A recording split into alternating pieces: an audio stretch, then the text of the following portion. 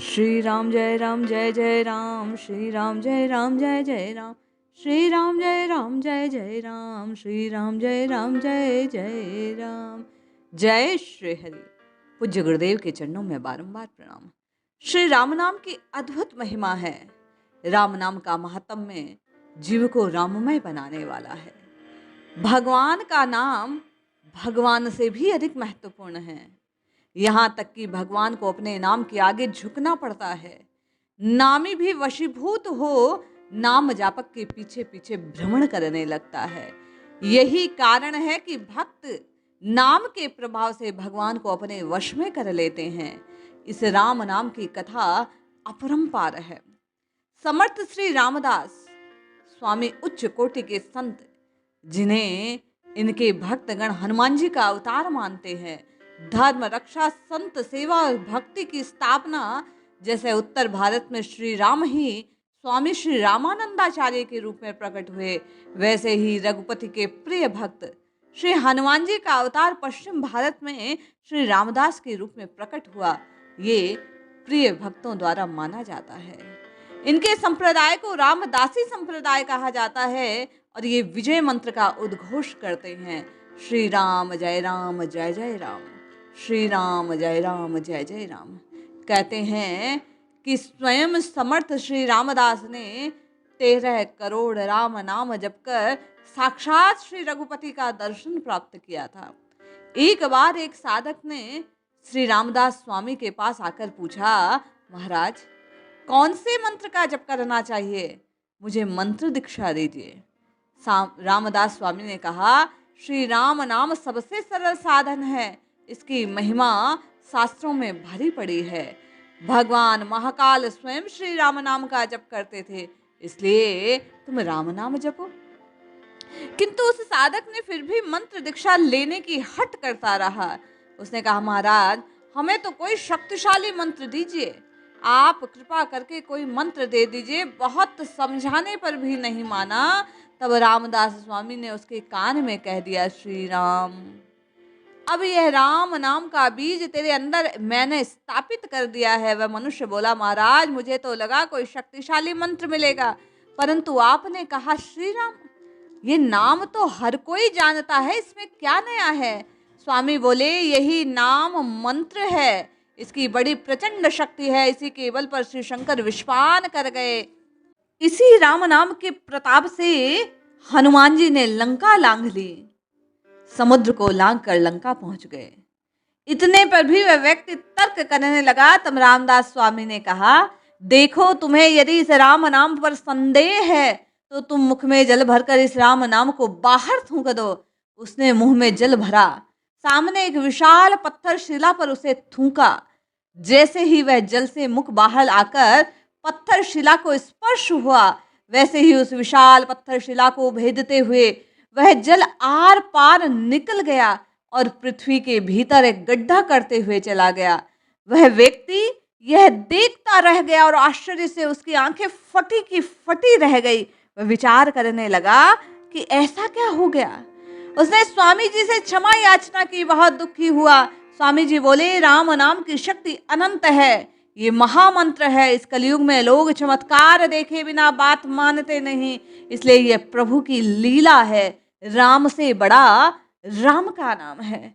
स्वामी जी बड़े जोश में आ गए, प्रभु के भाव में आ गए और कहने लगे, इसी राम नाम के प्रताप ने पहले भी ये बात सिद्ध करी कि राम से बड़ा राम का नाम है। आज राम नाम ने तुम्हें अपना प्रताप बतलाया, ये चीरता हुआ भूमि में समा गया। राम राज्य था, राम राज्य का समय था। मर्यादा पुरुषोत्तम भगवान श्री राम अश्वमेध नामक यज्ञ अनुष्ठान कर रहे थे। ब्रह्म ऋषि वशिष्ठ और विश्वामित्र सदृश ब्रह्मवेताओं के सानिध्य में यज्ञ का अनुष्ठान चल रहा था। उस पावन अवसर पर लाभ उठाने के लिए देश विदेशों से अनेक राजा महाराजा अयोध्या पधारे हुए थे। एक सामंत राजा जो ओवरवेट के लिए वन में गया हुआ था, सम्राट श्री राम द्वारा यज्ञ की खुलना पाकर संधि अयोध्या लौट आया और यज्ञ मंडप के बाहर से ही उसने वशिष्ठ आदि महर्षियों को प्रणाम करके नमस्कार किया, नित्य कर्म के लिए अपने स्थान को चला गया। देवलोक से देवर्षि नारद भी भगवान श्री राम के यज्ञ वैभव को देखने अयोध्या आए थे। सामंत राजा के वशिष्ठ आदि महर्षियों को प्रणाम कर इन शब्दों को सुनकर देवर्षि नारद के मन में युक्ति सूझी। उन्होंने सोचा कि इसी बहाने से राम नाम की महिमा को क्यों ना लोगों के सामने प्रकट कर दूं। वे तुरंत महर्षि विश्वामित्र के पास गए और बोले, देखिए महर्षि, ये सामंत की धृष्टता। वास्तव में महर्षि वशिष्ठ की अपेक्षा आप महाराज श्री राम के अत्यंत उपकारी हैं। श्री राम आपसे समस्त अस्त्र शस्त्रों का ज्ञान प्राप्त कर चुके। आपकी ही कृपा से राम जनक नंदिनी सीता से मिले। श्री राम के द्वारा रावण जैसे क्रूर महाबली राक्षस का समूल नाश आपके ही अनुग्रह से हुआ। फिर इस मूर्ख सामंत ने जानबूझकर आपकी महता का अपमान करके वशिष्ठ आदि का नाम लेकर प्रथम प्रणाम किया। फिर क्या था? महर्षि विश्वामित्र क्रोध में पागल हो गए। वे तुरंत श्री राम से जाकर कहने लगे, राजन, आपके दरबार के सामंत ने मुझे अपमानित करने की चेष्टा की। अक्षम्य है उसका अपराध, उसे दंड दिया जाए। आज सूर्यास्त से पहले उस सामंत के सिर मेरे चरणों में समर्पित होना चाहिए, अन्यथा मैं आपको श्राप दे दूंगा। भगवान राम महर्षि की आज्ञा को शिरोधार्य कर तुरंत उस सामंत की खोज में लग गए। उधर देवर्षि नारद सीधे उस सामंत राजा के पास पहुंचे, उसे संकट की सूचना दी। सामंत उनके चरणों में गिर पड़ा और बोला, भगवान कृपया इस कष्ट से मुझे बचाएं। अनजाने में श्री राम के प्रति अपराधी बन गया हूं। तीनों लोकों में मुझे कोई शरण देने वाला दिखता नहीं। अब आप ही कोई उपाय बताइए। नारद जी कुछ सोचकर बोले, तब एक उपाय है, तुम इसी समय राम भक्त हनुमान की शरण में चले जाओ। हनुमान मां अंजना से मिलने गए हैं। हनुमान जी माता के प्रति प्रगाढ़ भक्ति रखते हैं। वे माता की आज्ञा टाल नहीं सकते और माता की आज्ञा होने पर वे तुम्हें बचा सकते हैं।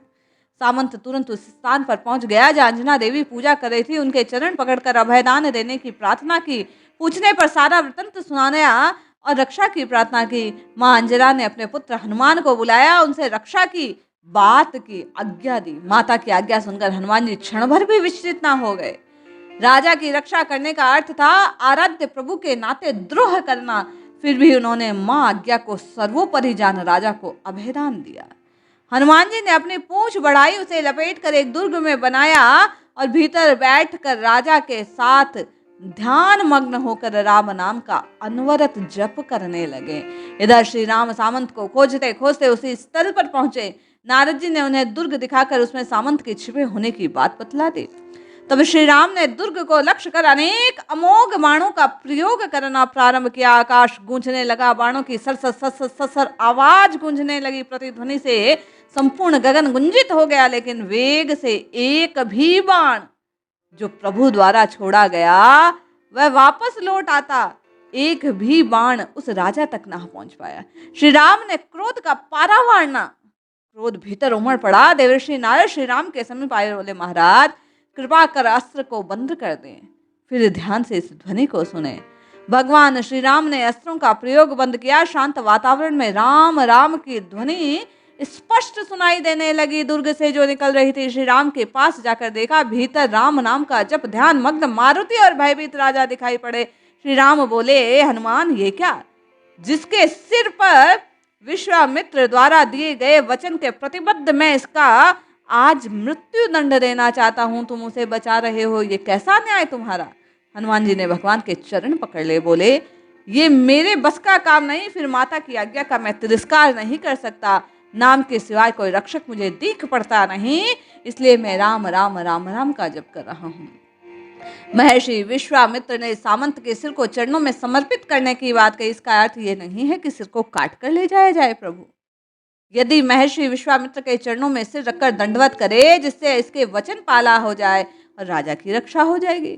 देवर्षि नारद के सुझाव को सुन सामंत ने विश्वामित्र के चरणों में माथा टेक कर साष्टांग प्रणाम किया। महर्षि का क्रोध शांत हुआ और राम से बड़ा राम का नाम नारद जी ने ये सिद्ध कर लिया। इसलिए आप और हम सब जपते रहे, श्री राम जय राम। जपिए जपिए जपिए, नित्य निरंतर इस चमत्कारी नाम को जपिए, निश्चय ही कल्याण होगा। जय श्री हरि।